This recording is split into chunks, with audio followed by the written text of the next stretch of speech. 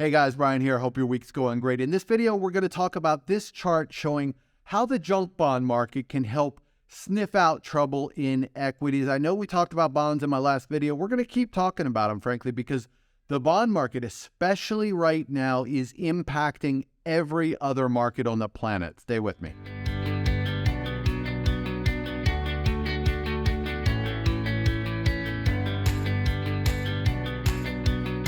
All right, guys, welcome back. So I mentioned before I'm leaving Thailand soon. I thought maybe I'd just drive around my neighborhood a little bit and show you where I've been living. All of this footage is in and around Bang Tao Beach in Phuket here. So feel free to skip ahead if you only want the market commentary. I just have to say I've really loved living here. I planned to stay a month and I ended up staying for 6. So it's a much more relaxed part of Phuket. We're on the northwest coast here, so far enough away from Patong to kind of get away from the party area.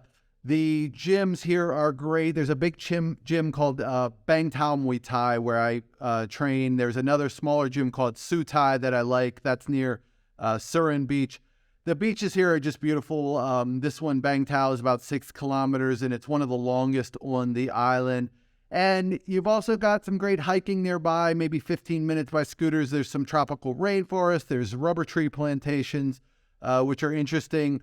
It's a really also this nice expat community here. Lots of nomads like myself. And I'd say Bang Tao is especially nice because it's also very tied in with the local community. I live about 10 minutes outside of the main part of town. And once you really get a half mile or so outside, it's just these very traditional Thai communities. You've got the street food and the local shops and just everything that you come to love about Thailand. Okay, why everybody should be watching bonds and specifically high yield bonds. Reason being is that junk bonds can uncover trouble in equities. We have to do a little bit of review here first.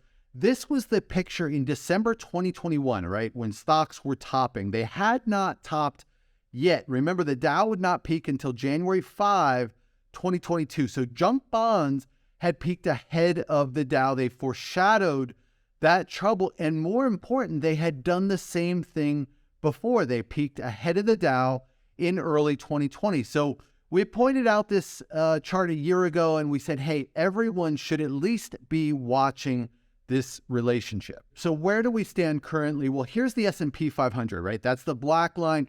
Red line is now the yield on high yield corporates, okay? It's inverted, so that falling red line reflects falling junk bond prices. It's similar to the previous chart. Notice the correlation again.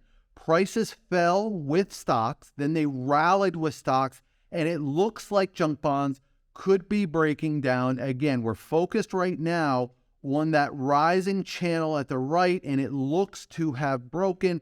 That break has occurred as the S&P appears to be ending a counter trend advance. So I should point out here that it's the technicals that matter most, right? We're not just looking at bond prices. We're looking at channels, trend lines, wave structure, non-confirmations. All of these things kind of factor into our analysis. If you find these insights helpful, please feel free to subscribe to our newsletters. There's links below. Thanks for watching.